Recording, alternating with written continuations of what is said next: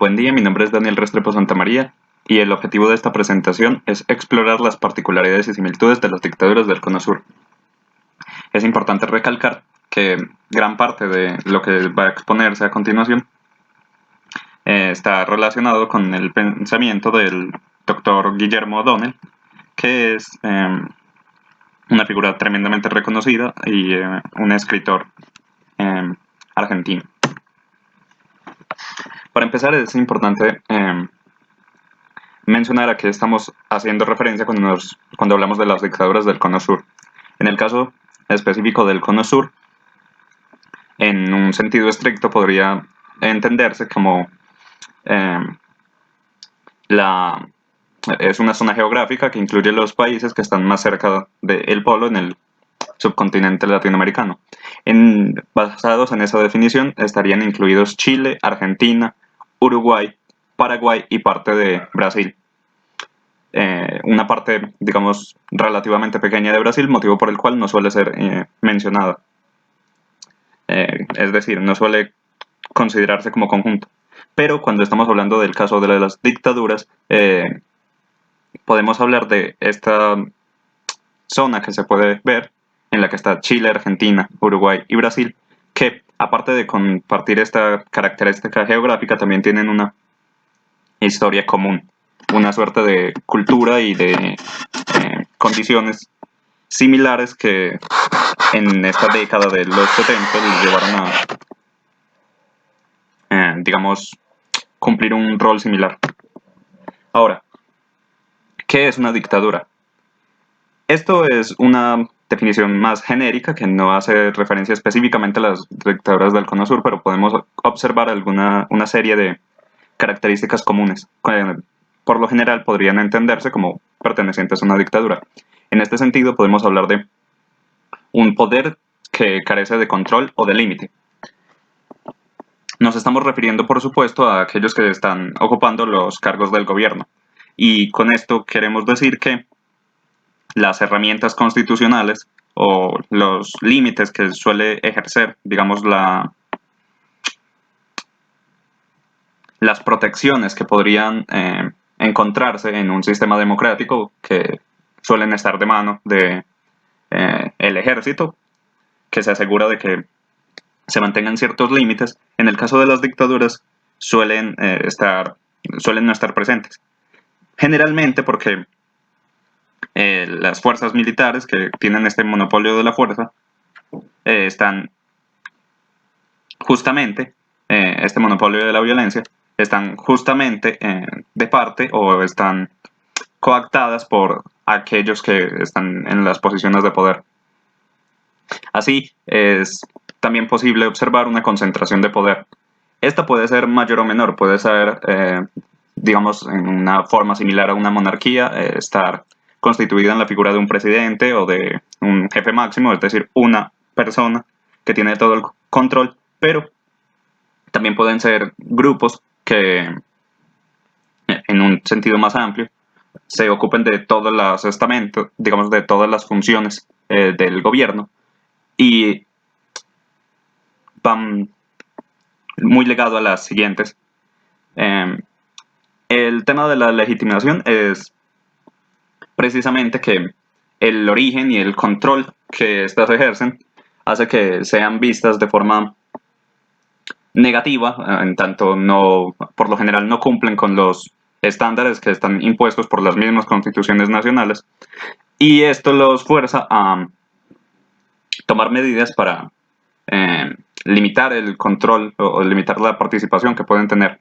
otros agentes en el sistema político, así como tomar otra serie de medidas que hacen parecer más, digamos, limpio este proceso.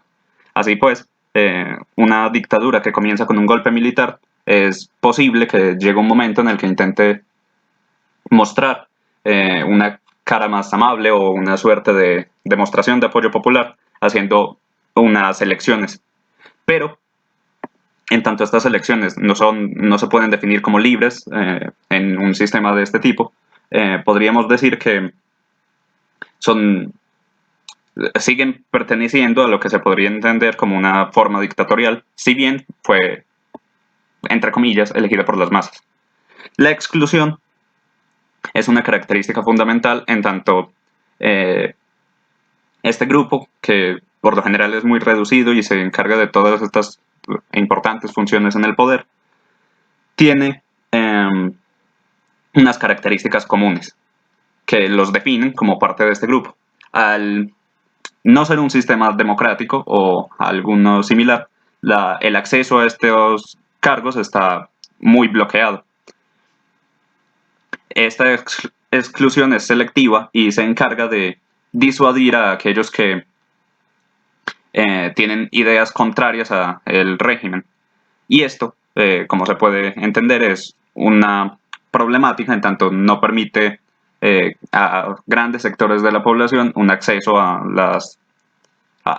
digamos, al cambio que podrían entender como necesario o deseable. Lo que estaba mencionando del monopolio de la fuerza hace referencia a que para mantenerse en el poder, cuando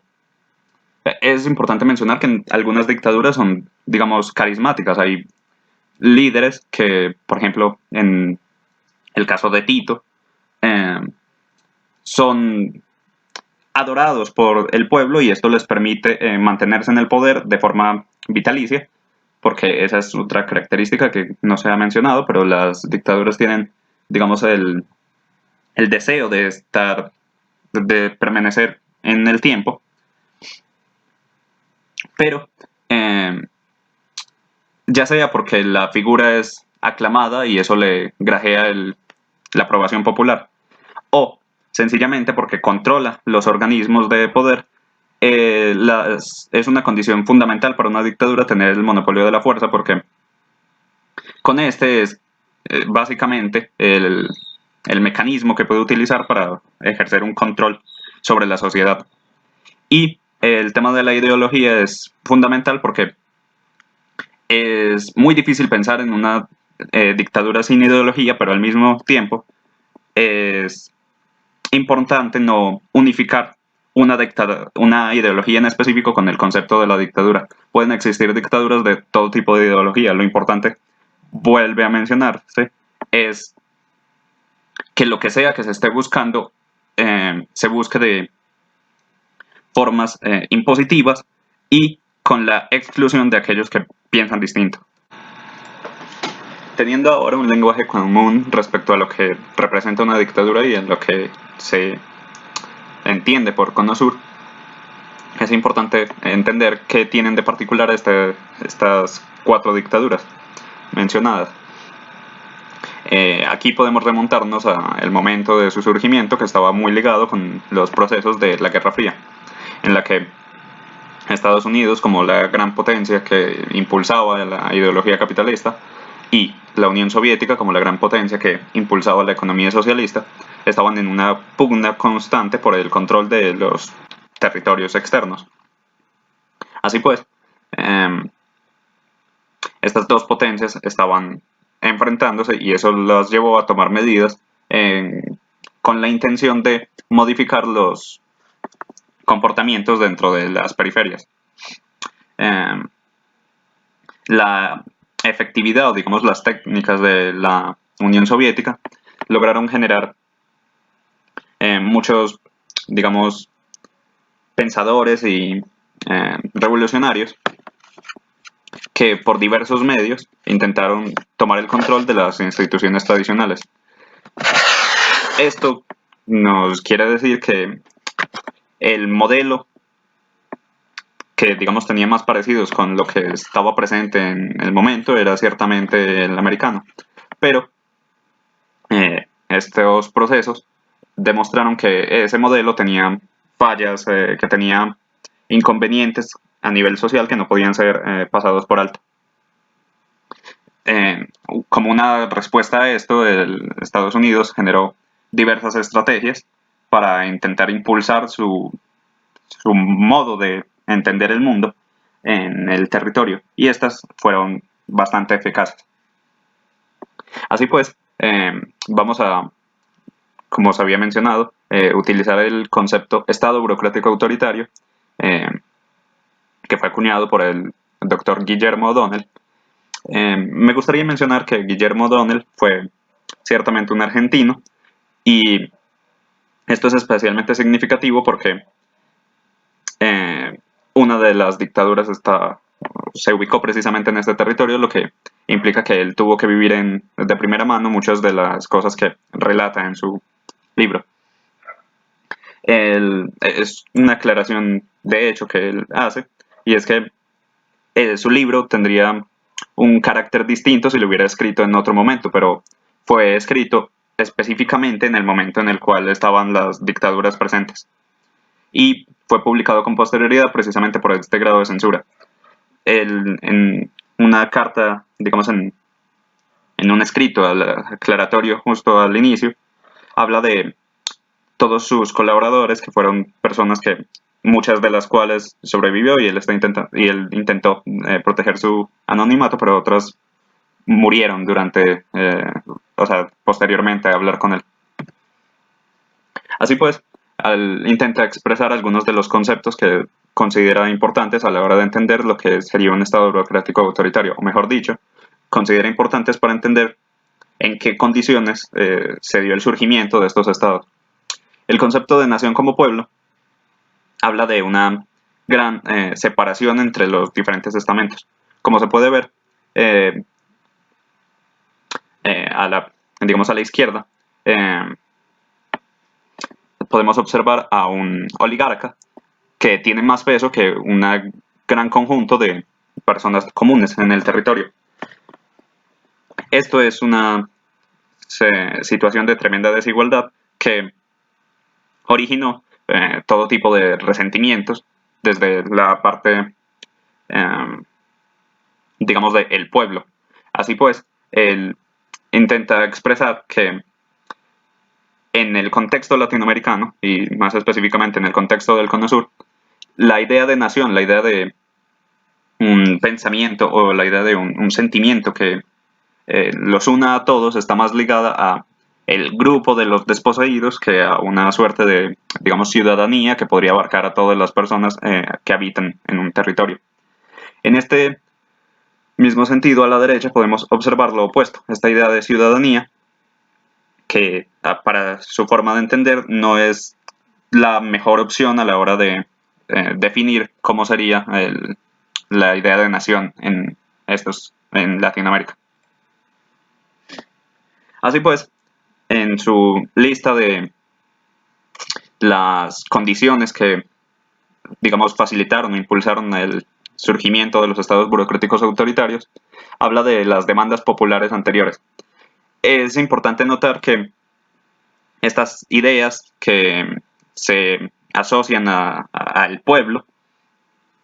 y que podrían haber tenido ecos en la Unión de Repúblicas Socialistas Soviéticas, estaban persiguiendo una suerte de reivindicaciones. Así pues, podemos ver la idea de justicia, de protección, de una distribución, de una búsqueda de esta igualdad y sobre todo de un cambio. Esta es una situación que, como se puede imaginar, es contraria a los ideales que podría tener una burguesía o una oligarquía que estaba en el control del Estado capitalista. Así pues, estas exigencias, que además tenían un creciente peso en tanto el sistema democrático, cada vez más abierto, estaba abriendo el espacio para que estas grandes masas, estas ideas populistas, impulsaran a nuevos candidatos hacia la arena política, se chocaban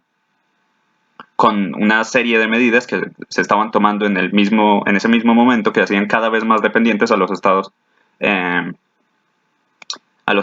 americanos. En este sentido, esta producción de materias primas, que es, digamos,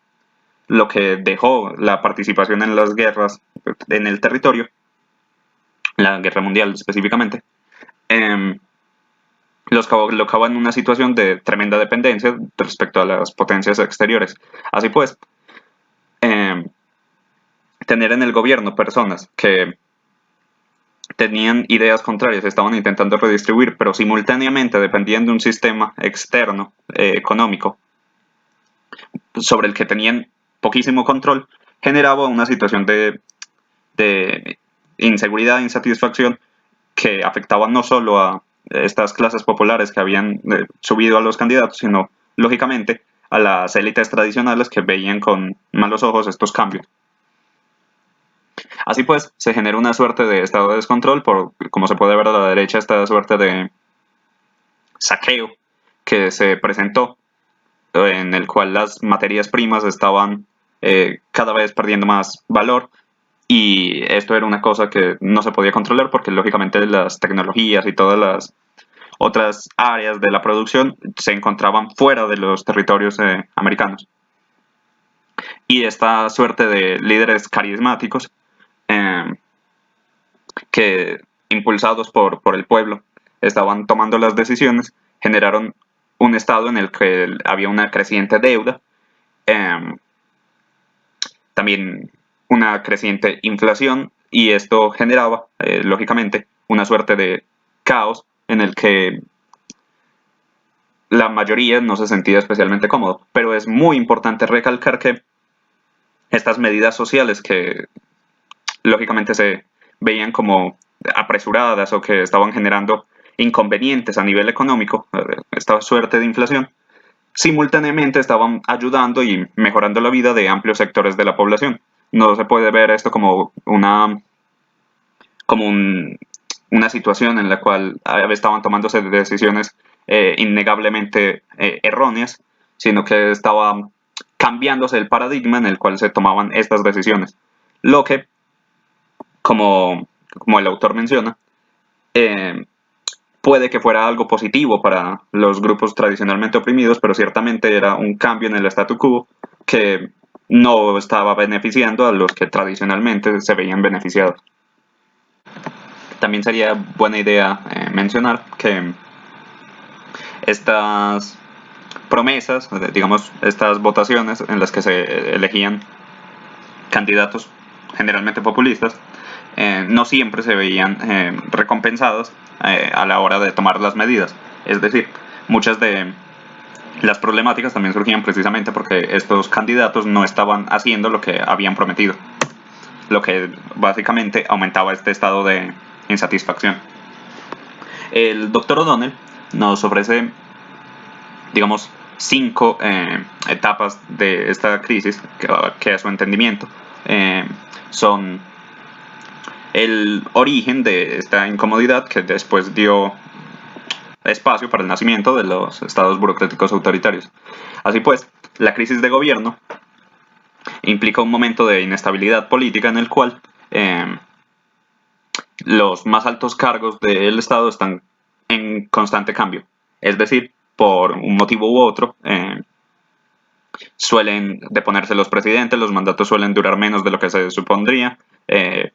y esta situación es un condicionante que hace que nadie esté especialmente cómodo dentro del sistema y que haya una suerte de inseguridad constante respecto al futuro. La crisis de régimen va un paso más allá, pues no solo, digamos, que combate con esta élite hegemónica tradicional, sino que además intenta modificar el camino o los mecanismos por los cuales se puede acceder a estos puestos en el poder.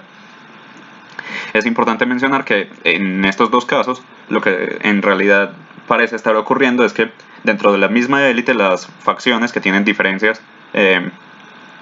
que, digamos, pueden ser significativas en un plano religioso, que pueden ser significativas en un plano de cómo creen que se debe orientar, siguen teniendo, o sea, estos dos grupos que se están enfrentando todavía comparten a grandes rasgos una misma ideología. La crisis de la expansión de la arena política implica precisamente un cambio en este sentido, porque ya no son necesariamente grupos de la misma élite los que están compitiendo por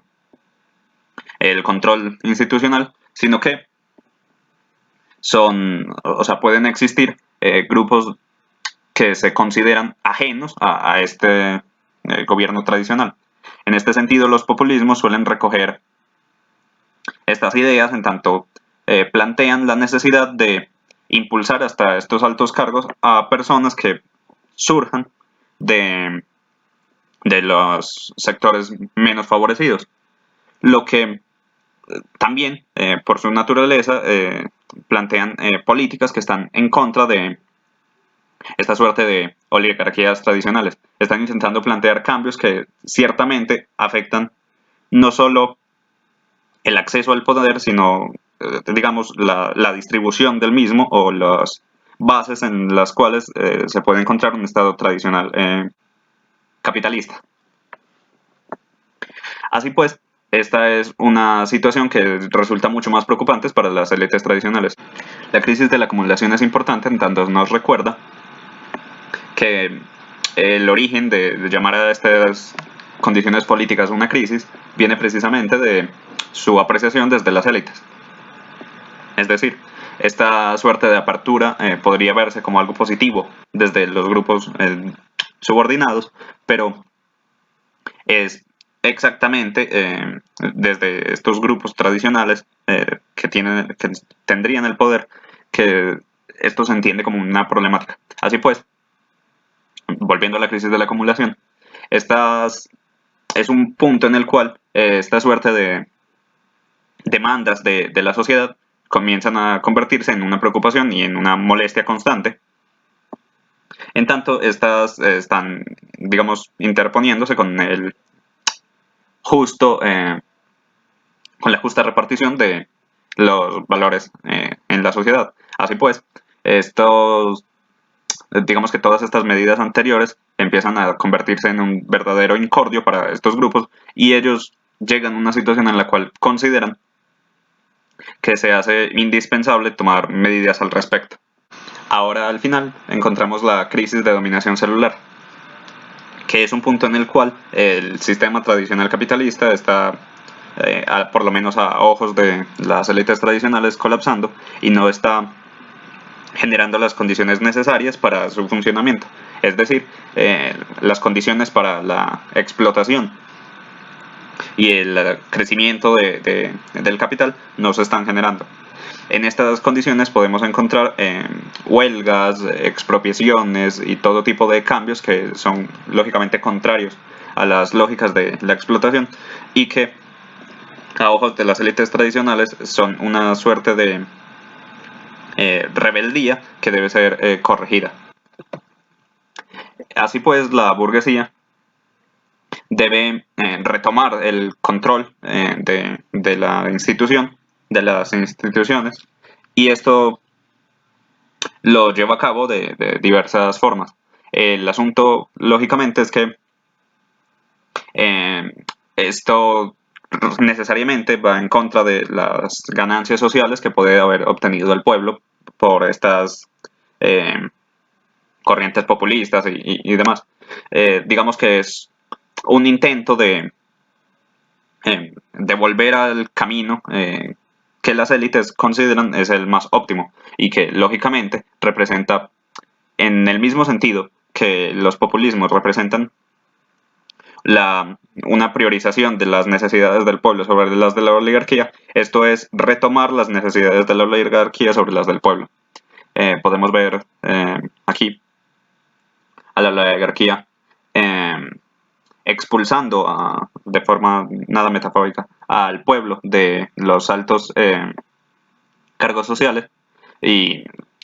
combatiendo esta suerte de reformas, y a la izquierda podemos ver la unión de estos estamentos que en este caso en específico parece sugerir una suerte de matrimonio entre lo militar y lo económico. En el caso de las dictaduras del Cono Sur, existe también una presión externa, como se había mencionado, estaba muy ligado al tema de la Guerra Fría, motivo por el cual Estados Unidos estuvo muy interesado en lograr esta suerte de cambios y ofreció su apoyo, es muy probable que económico, pero por lo menos técnico, a una gran cantidad de estos golpes militares. Lo que podemos ver a la izquierda es el escudo de la Escuela de las Américas, que educó por lo menos a 70.000 militares en técnicas de tortura y demás cosas que se consideraban necesarias en la lucha contra el comunismo y contra el terrorismo.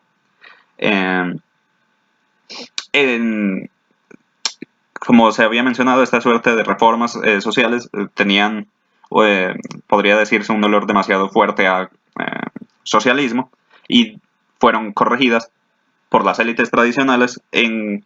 unión con estos grandes grupos económicos que lógicamente veían representados sus intereses en el sistema capitalista que estaba defendiendo Estados Unidos. De forma posterior a los golpes, que lógicamente fueron necesarios para restablecer el orden, podemos observar esta suerte de, digamos, control férreo que se puede ejercer desde las diferentes juntas militares o desde, en todos sentidos, los grupos dictatoriales. Así pues, estamos en una situación en la cual en materia política se está exterminando, muchas veces de forma violenta, aunque las, digamos, expulsiones del territorio tienen el mismo efecto, y en este periodo también existió una enorme cantidad de refugiados que fueron expulsados precisamente porque la libertad de expresión no era una cosa que estuviera contemplada dentro de los objetivos, pues, de la dictadura. Así pues, podemos observar en este periodo una gran cantidad de medidas que limitan la prensa y en todo sentido limitan el comportamiento de los ciudadanos, pues la dictadura tiene una necesidad muy grande de homogeneizar el territorio. Digamos que es un representante de la nación y de los mejores valores de la nación, pero al mismo tiempo no puede reconocerse como una parte de todo el territorio porque está intentando expulsar a un enemigo, pues, que se entiende por una suerte de polarización como que es el causante de todos los problemas y debe ser erradicado por cualquier medio. Lo que podemos observar aquí es a Videla con la Copa del Mundo, porque resulta pues paradójico, pero mientras se está haciendo esta suerte de medidas sociales, es muy importante que exista por lo menos el mito de que es una dictadura, de que la dictadura tiene el apoyo popular. Funcionan bajo este precepto. Digamos que en teoría los golpes son para restablecer el correcto orden, y con el correcto orden se busca, por lo menos, como he dicho, en teoría, el bienestar pues de todo el territorio. El papel de los dictadores siempre tiende a ser protagónico y en muchos casos carismático, pues aunque su popularidad no sea inicialmente muy alta, las medidas que se toman tienen en muchos sentidos el objetivo de lograr esto, de aumentarlo. Mientras está esta fuerte represión política que se ha mencionado, paradójicamente existe en los estados burocráticos autoritarios, esto no es una característica pues común de todas las dictaduras, pero sí de este grupo, una libertad económica y que está ligada al capital internacional. Es decir, estas medidas que fueron impulsadas desde Estados Unidos tenían por objetivo lograr la implantación del sistema pues neoliberal. Así pues, paradójicamente, mientras aumentaba el control que se podía ejercer de forma directa por medios de la violencia, por medios de la censura dentro del territorio, disminuía el control que tenían las dictaduras o los gobiernos en general de sus economías. Como se ha mencionado, estos países hacían parte de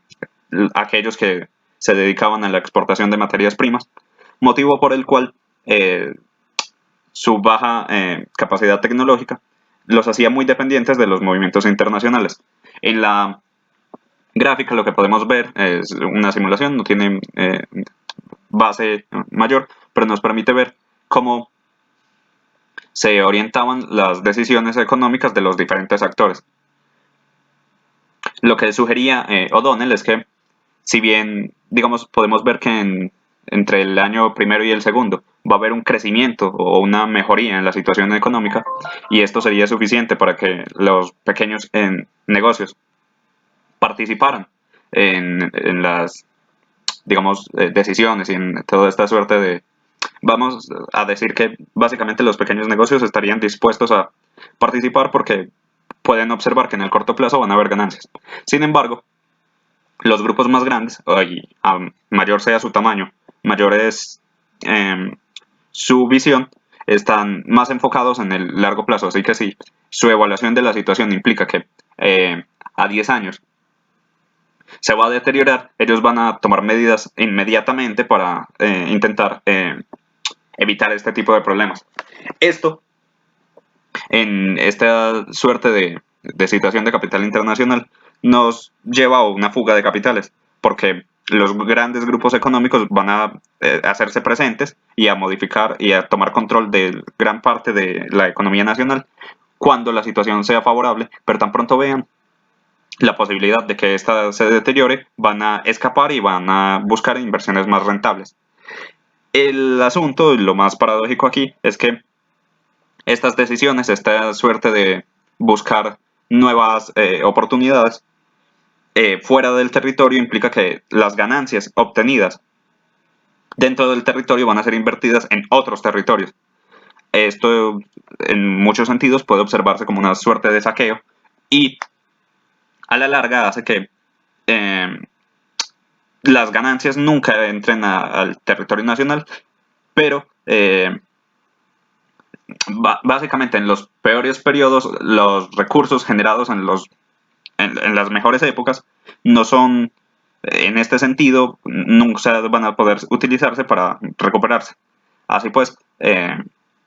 genera una enorme problemática porque lógicamente los grandes capitales pueden escapar sin ningún problema, pero los capitales más pequeños son los que están destinados a tener que soportar todas estas vacas flacas. Como se mencionó y como se pudo ver con la imagen de Videla, era muy importante para las dictaduras, digamos, poner una suerte de barniz de legitimidad a sus procesos. Así pues, aunque la mayoría de ellas se iniciaron como, o por lo menos en teoría, eran golpes temporales con el objetivo de restablecer el orden, y estaban dentro, digamos, estaban por fuera de la Constitución, a lo largo del proceso se dieron muchas situaciones en las cuales estos militares estaban planteando elecciones populares, lógicamente, luego de haber limpiado de la mejor manera dentro de sus capacidades todas las oposiciones. Así pues, es, digamos, más sencillo ganar unas elecciones cuando estás compitiendo contra enemigos que tienen miedo de salir. Esta imagen en específico es aparece en la portada de un libro llamado Al pueblo nunca le toca, que no está relacionado con el tema de las dictaduras, pues habla de Colombia, pero permite comprender el punto. Aquel que tiene el poder económico, aquel que tiene el poder militar, es el que te dice lo que tienes que hacer y no tienes más opción que aceptarlo y continuar con tu camino. Por último, me gustaría que exploráramos algunas de las, digamos, palabras clave que podrían hablar del Estado burocrático autoritario. Primero, la gran burguesía es este grupo que ve con malos ojos todas las medidas sociales previas y ha decidido tomar cartas en el asunto. Así pues, la gran burguesía, que se compone de las élites tradicionales, pero también de las élites globales, es el causante y promotor de este tipo de dictaduras. La exclusión económica es muy significativa en tanto nos habla en unión, digamos, a la supresión de lo popular y al orden social, nos están hablando de mantener el estándar anterior, en el cual hay un grupo que es el que se está beneficiando, en el que está creciendo económicamente, y otro grupo que está marginado y relegado a una función, digamos, como simple trabajo, como simple mano de obra. Eh, Esto lógicamente implica que la gran burguesía está intentando utilizar el poder que ha recuperado por la fuerza para tirar hacia atrás todas las reformas. Así pues, sindicatos, todo este tipo de conquistas intentan ser desarticuladas o destruidas. Y los grupos que estaban emergiendo intentan ser relegados nuevamente. Esto también podría traducirse como un intento de alejar la educación de los grupos populares según lo que sea necesario. Eh, la normalización económica es precisamente este proceso en el cual ellos están intentando retomar la situación. Esto es un poco una suerte de eufemismo porque en realidad también estaban intentando hacer grandes reformas en estos periodos, por lo menos en la materia de la economía pues, macro. La nación pequeña es algo muy particular porque de la misma forma en la que los populismos, digamos que excluían los grupos oligárquicos, esta suerte de estados burocráticos autoritarios tenían la costumbre o tenían la característica de que mientras la economía era cada vez más grande y transnacional, como también podemos ver, tenían esta suerte de politización homogeneizante. Es decir, se creaba una gran diferencia, pero se expulsaba al que pensaba diferente. Así que este nuevo enemigo no hacía parte de lo que se podía entender como el pueblo, ya fuera argentino, brasileño, uruguayo o chileno. Se estaba excluyendo con muchísima fuerza estos grupos que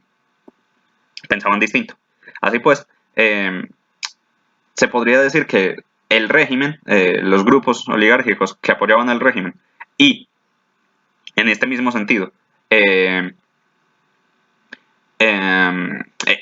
la parte del pueblo que ya estaba sometida y que estaba incondicionalmente en favor de las decisiones del dictador,